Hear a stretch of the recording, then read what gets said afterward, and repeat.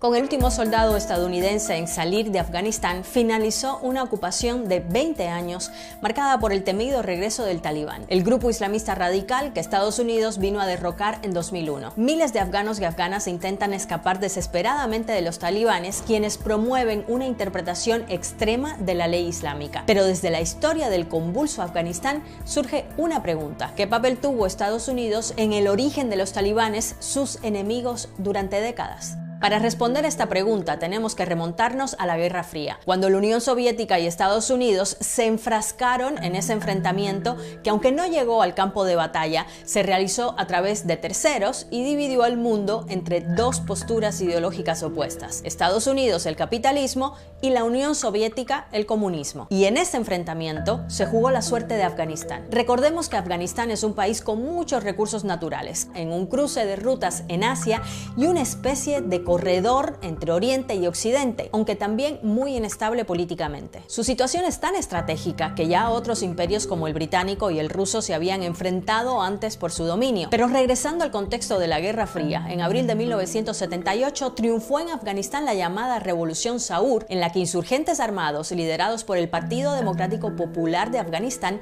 derrocaron al presidente Mohammed Daoud Khan e instalaron en el país un estado socialista aliado de los soviéticos. Daoud había sido el primer presidente de Afganistán y quien había proclamado al país como república apenas 5 años antes, en 1973, luego de derrocar a su cuñado, el rey Zahir Shah, quien estuvo en el trono por 40 años cuando el país era una monarquía constitucional. Pero si bien Daoud había impulsado la modernización de Afganistán, también había sido un gobierno represivo, así que el descontento creado por su gestión fue el caldo de cultivo para la llegada de los insurgentes comunistas, que no fueron menos represivos. Siguiendo la línea de los países de ideología comunista, crearon planes de seguridad social, un sistema de salud y ampliaron derechos para las mujeres. Al mismo tiempo, disentir no estaba permitido y quienes se oponían al régimen eran reprimidos. Así, la Revolución Saur se topó con una fuerte resistencia armada de los muyahidines, como se llama según la tradición islámica a quienes combaten en la Guerra Santa. Y para hacer frente a estas guerrillas, en la primavera de 1979, más de 30.000 efectivos militares de la URSS,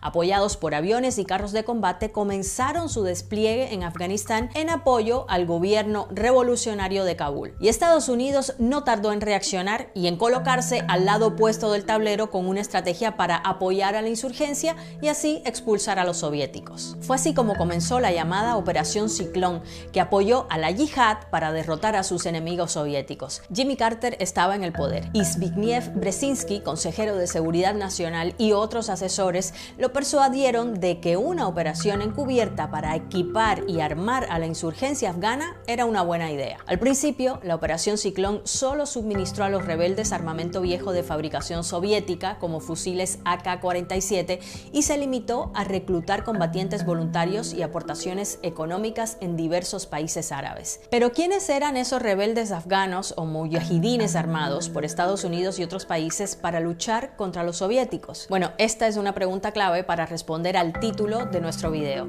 pues era un grupo muy diverso y bastante fragmentado políticamente. Pero algunos comandantes relevantes de los mujahidines fueron años más tarde fundadores del Talibán, el grupo islamista que apareció por primera vez en Kandahar en 1994 y que tomó el control del país en apenas 2 años. Pero volviendo a la Operación Ciclón, hay que decir que Estados Unidos no estuvo solo, sino que lideró esta operación con ayuda de otros países como China, Pakistán, Arabia Saudita y Egipto durante más de 8 años para armar a esas guerrillas que hacían frente al ejército soviético. Además de estos países, los mujahidines contaban con una red logística de apoyo llamada La Base o Al-Qaeda, que luego se convertiría en la organización yihadista de ambición global liderada por Osama Bin Laden. Luego, con la llegada del presidente Ronald Reagan al poder, el plan de ayuda de Estados Unidos a los rebeldes afganos se intensificó. De hecho, Reagan los llamó combatientes de la libertad y les prometió continuar con el apoyo. Y así llegó a Afganistán una pieza de armamento clave, el lanzamisiles portátil Stinger,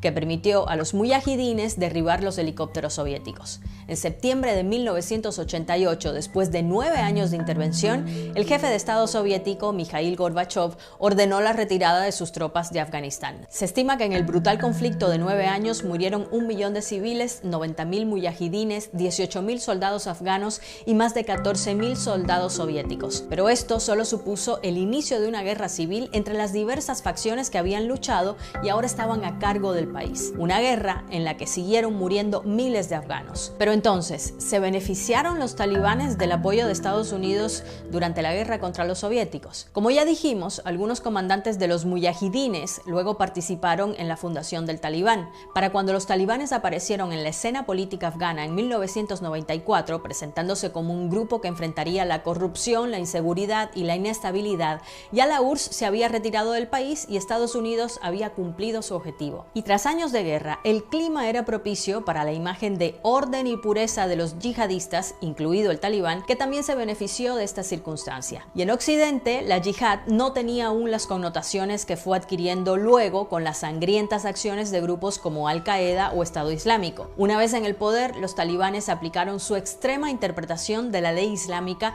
responsable de violaciones a los derechos humanos. Muchos historiadores y analistas han criticado que Estados Unidos guardó silencio ante las atrocidades que cometieron los talibanes y que no fue hasta 2001, tras los atentados del 11 de septiembre, que los estadounidenses volvieron a Afganistán para derrocarlos, acusándolos de esconder a Osama Bin Laden. Pero como muestran los hechos, la presencia militar de Estados Unidos no pudo vencer al grupo islamista que sembró el terror en el país en las últimas décadas y ahora es el poder indiscutible.